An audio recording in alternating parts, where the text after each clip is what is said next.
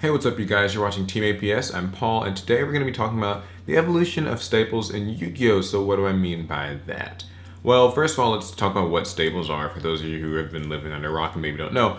Staples are basically cards that are widely considered to be, we'll say, pretty much a given in any deck. So, cards that you pretty much include in your deck no matter what deck it is. And, what I'm going to be talking about today is kind of how those have changed throughout the years, because for a very long time, the staple cards in Yu-Gi-Oh! Were fairly static, but lately, the definition of a staple has been skewed a lot.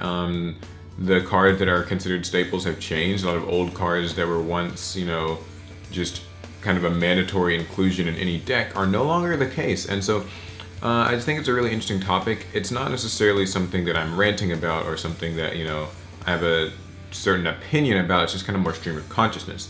So originally, I don't want to say originally, but like early in Yu-Gi-Oh, the staple cards were generally things like Mystical Space Typhoon's one of the first ones everybody thinks about. Cards like Dark Hole, before it was like banned and stuff, and now it's back, but that's kind of, we'll get into that later. But cards like Mystical Space Typhoon, cards like Dark Hole, basically staples were kind of just things that either, spot removal, think that's like what MST is, or things like Book of Moon. Book of Moon was a staple. There are trap staples. Dust Tornado was like sort of a pseudo staple, but you had pretty staple traps like Mirror Force, Dimensional Prison. Kind of before then, maybe it was like Sakuretsu Armor, that type of stuff. Bottomless Trap Hole. Those are all kind of considered staples. They have very generic effects, very easy to use, useful against many decks. Today, though, it's all changed. And I won't even necessarily start from today, but like, things change, first of all, kind of with the inclusion of things like hand traps. Cards like Effect Veiler, cards like Max C really changed the definition of staples, because when they were first released, people thought that hand traps were just like, what's with this? This doesn't seem like, why would I want to use these type of cards? They don't seem useful. But then cards like Veiler really started to pick up in popularity, and they were considered for a time staples. In some decks, they were more useful than others because, being a tuner meant that Veiler could be used to like Synchro Summon, and Max C's stats of like, being a 500 monster with level 2 and all meant that you could also use it with stuff like Junk Synchron, Redragon. So very flexible cards. The thing is though that staples have been weird because we've got certain cards that they're staples in some decks and they're sort of not staples in others. And it's just, there's so many, I think. Power Duality is a great example. It was released in 2011 in D-Rev and Duelist Revolution, and it became a pretty solid staple card, reaching $200, so it's kind of hard to say it was a staple because not everybody could use it, but it was very useful in most decks. You just ran it and it searched your deck, and it was just really good. Solemn Warning was also another one. Veiler actually came out of that set too, but yeah, Solemn Warning was another really good example. It was just sort of a staple negation thing. It's kind of like how Solemn Judgment was sort of considered one at a time as well. But since then, it's actually changed quite a lot. Some of the cards I'd like to highlight specifically are things like Fiendish Chain, which, when it was released, was not a very popular card at all, highly overlooked. Then got very popular to the point of being nearly around $50. Now it's been reprinted and it's pretty easy to get. But it's kind of gone up and down in popularity. Fiendish Chain, for a while, was very good. You stopped attacks, you stopped effects, you could chain it to something like a Evilzar Lagia, or, stopping a Light and Darkness Dragon in the middle of its chain, or, Great Shogun Shien, I don't know, things like that. Very cool. But then it kind of went through a period of time where it wasn't so good because things like spot removal got more popular, and things like MST were run and everything because it stopped Fiendish Chain, and it kind of for a while got replaced by, you could even say Effect Veiler for a while. There was a time when like Effect Veiler was considered a staple, and other times where Fiendish was considered a staple, and sometimes you ran both. Then Breakthrough Skill came along, and it kind of has taken the dominant spot as the removal, or I don't want to say removal, it's not, the negation trap. But even it recently has kind of had a bit of a rise and a fall because now people are actually running Fiendish more in certain decks. So just basically what I'm saying is the definition of a staple is very different now, and very much like, it's a loose-ended thing, very open-ended question. We've got things like hand traps that have risen and fallen as well. Veiler was popular at the time of release and increasingly more popular, but then there came a time when it just didn't feel like it was doing enough.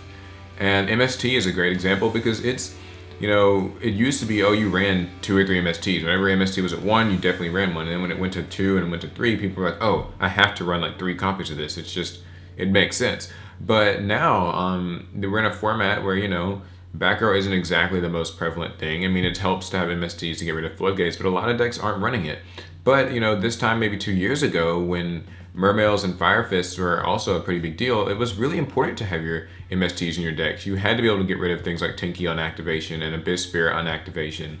So it's really strange. I think that in Yu-Gi-Oh, something else that's noteworthy, I kind of mentioned earlier in the video, is that spot removal for monsters is a lot different nowadays than it's been in the past. There was a time I remember actually when you would just fill your deck up with cards like Fissure and Smashing Ground, and those were just considered staple cards, but now those are far from the case.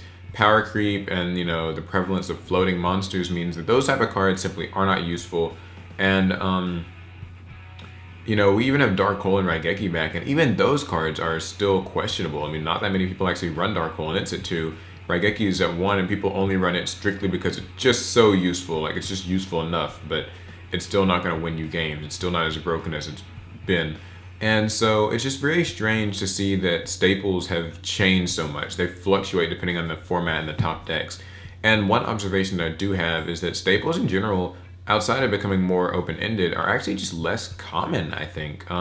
First of all, there's of course the whole like archetype thing. So the idea of a staple like Spirit Reaper, Blackwing Gale, or Neospatian Grand Mole, or Thunder King, those are fewer and further in between. But also, it just feels like the staples really aren't consistent between decks.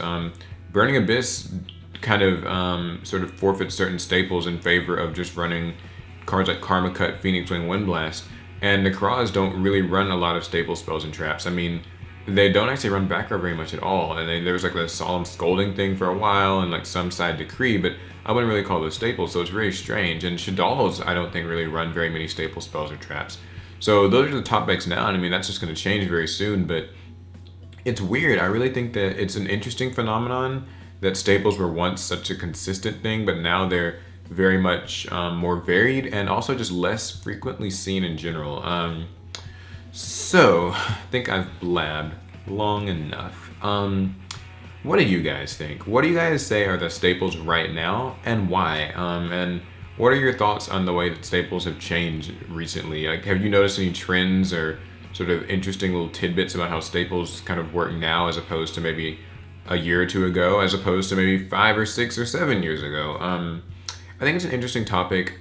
Like I said, there wasn't necessarily like a point to this discussion. It's just something I thought I would bring up because it's just really interesting to me. I like to observe and analyze these little trends that happen in Yu-Gi-Oh! So that's the video for today. I really hope that you guys enjoyed it. Remember, if you'd like, you can give the video a thumbs up, share it with your friends, follow me on social networks. I'm on Facebook and Twitter and Twitch. I do some live streams there. And also, just as a few like quick reminders, next month I'll be doing a monthly giveaway again. It's going to be a box of Dimension of Chaos, so that should be very exciting. We're also planning to eventually start up the Let's Play of Legacy of the Duelist again. I know I said we were going to, but then the PS4 really pooped out on us, and now everything's in for repair. It's complicated, but hopefully things will all be okay. And yeah, this weekend we're gonna do a little Halloween stream. Gonna play Fatal Frame for the Wii U, a little horror game. So you guys might like that. You can tune in on Twitch this Saturday night. Follow me on social media to know when that happens exactly. But yeah, so that should be it. Hope you guys really enjoyed, and I'll catch you guys later. Remember to leave those comments. Bye, guys.